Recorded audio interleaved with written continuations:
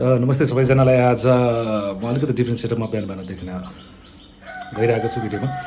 मैले अस्ति भर्खर ट्राभल गर्दाखेरि काँक्रेबिहातिर घुम्ने बेलामा मैले सुर्खेतमा फर्स्ट टाइम मैले चाहिँ साइटिङ गरेको चाहिँ Indian paradise fly catcher citing गरेको थिएँ। आज खिच्न जाँदैछु र भेटियो भने म फोटो पनि तपाईँलाई पोस्ट गर्नेछु।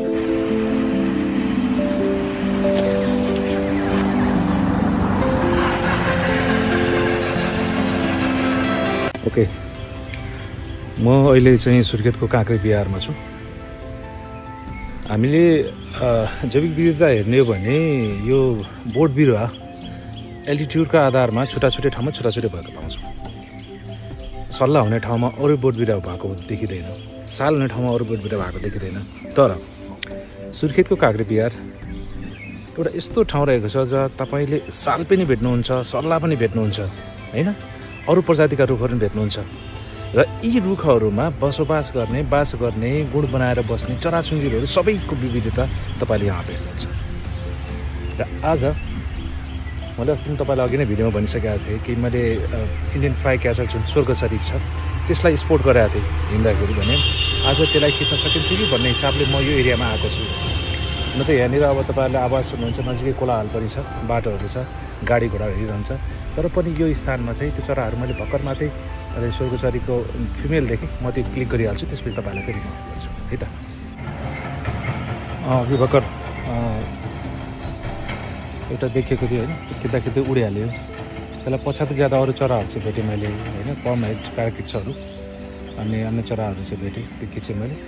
आइ am still unable to capture Indian fly catcher, तर साइटिङ चाहिँ भइरहेको छ, उडिरहेको छ झ्याप लगाएर, त्यो भएर क्याप्चर चाहिँ भइरहेको छैन। I'm still try. यो भएपछि म तपाईँलाई फेरि खिचेर देखाउनेछु, एकछिन वेट गर्नुहोस् है त।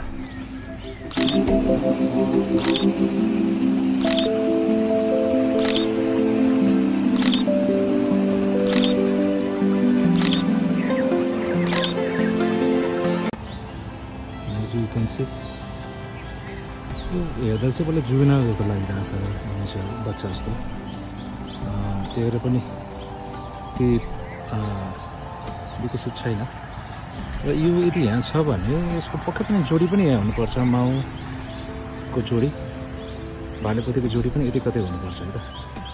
मैले भर्खर चाहिँ देखेँ होइन, यो जुवेनाइल जस्तो लागिरहेको छ मलाई यो है, भर्खर हुर्किँदै गरेको पूर्ण सिकिरहेको जस्तो लाग्छ। त्यही भएर चाहिँ यो ब्रान्च कि त्यो ब्रान्च चाहिँ कुदबुद गरेर उडिरहेको अघि मैले बढी देखिरहेको छु। र यदि यहाँ छ भने यसको माउको भालेपोते पनि यति हुनुपर्छ। त्यसको सर्चमा, त्यसको वेटमा म छु। सानो छ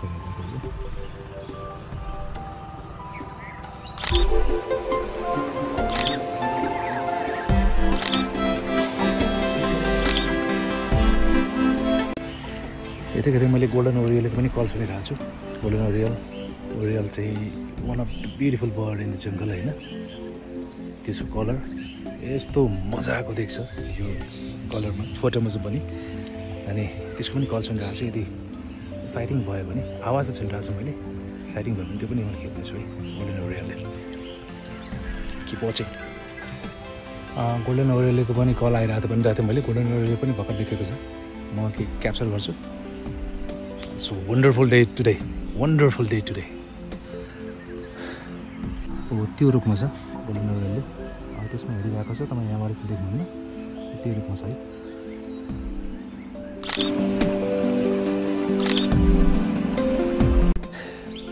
इज ए प्रमिस्ड अनसक्सेसफुल है इन्डियन फ्लाइ क्याचरको मेल भर्सन, वाइटमा very beautiful, very elegant bird है।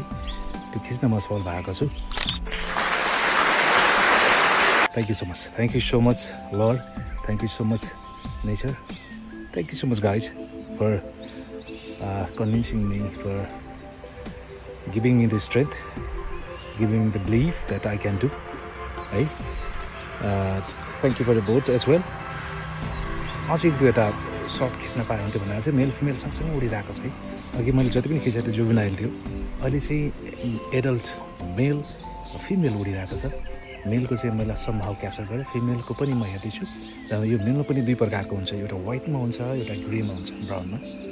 अहिले मैले वाइट खिच्न चाहिँ गएको छु यतै कतै तपाईँको त्यो ब्राउन पनि हुनसक्छ इट्स ब्युटिफुल बर्ड होइन आई एभर क्याप्चर र मेरो लाइफर पनि हो आज चाहिँ सबै साथीहरूले खिच्नु भएको थियो यो बर्डिङ कम्युनिटीमा मैले अहिलेसम्म खिच्न चाहिँ सकेको थिएन सुर्खेतमा यो काँक्रे बिहार एरियामा मैले खिच्न पाएको छु please save this places please save this species है यो नेचरको सबभन्दा बेस्ट गिफ्ट हाम्रो लागि जहाँ चराहरू छ त्यो वातावरण शुद्ध छ बाँच्न लायक छ भनिन्छ र यहाँ भर्खर मात्र उडिरहेको छ प्लेन पनि यो काँक्रे बिहार एरिया यस्तो एरिया हो जसको माथिबाट आर्टिफिसियल बर्ड पनि उड्छ आर्टिफिसियल बर्ड यानि एरोप्लेन अहिले यो साइड सु एयरलाइन्सको प्लेन आइरहेको छ यो टाइम पनि हो र beautiful thank you so much nature well आजको बोर्डिङ सकिएको छ अब म फर्किँदैछु अब अफिस जाने बेला नि थाहा 9 बजी अब आफ्नो डेली वर्क रुटिन मिलाउनलाई पनि अफिस जानुपर्ने हुन्छ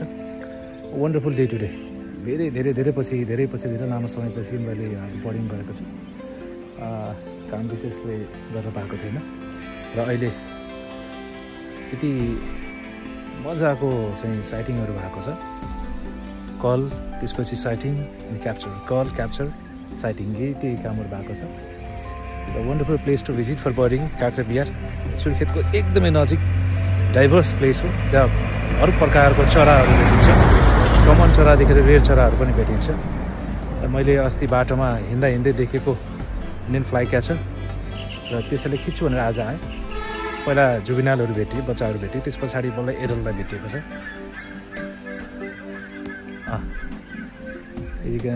हेर यहाँ चाहिँ तपाईँले चाहिँ आइबिसहरूको पनि आवाज सुन्न सक्नुहुन्छ नजिकै चाहिँ अब धान खेतीको लागि बिउ राख्ने काम पनि भएको छ त्यसको लागि चाहिँ र यो एरिया काँक्रेबिहार एरियाको अलिक दबदबे एरिया छ वरिपरि त्यहाँ चाहिँ तपाईँहरूले चाहिँ आइबिसहरू उल्नेकी स्ट्रकहरू चाहिँ बढी भेटिन्छ योभन्दा पहिला पनि मैले खिचेर पोस्ट गरेको थिएँ अहिले पनि आवाज सुन्नुहुन्छ आइबिसहरूको माथि चलेको छ र होपफुली नेक्स्ट टाइम फेरि भेट्नै छौँ र आजलाई प्लिज भोट है एक दिन मात्र बाँकी छ प्लिज भोट सुन्नुभयो I think they are calling me एक दुईवटा फोटो खिचिदिउँ त ओके खिचौँ अनि आजलाई बिदा हौँ थ्याङ्क यू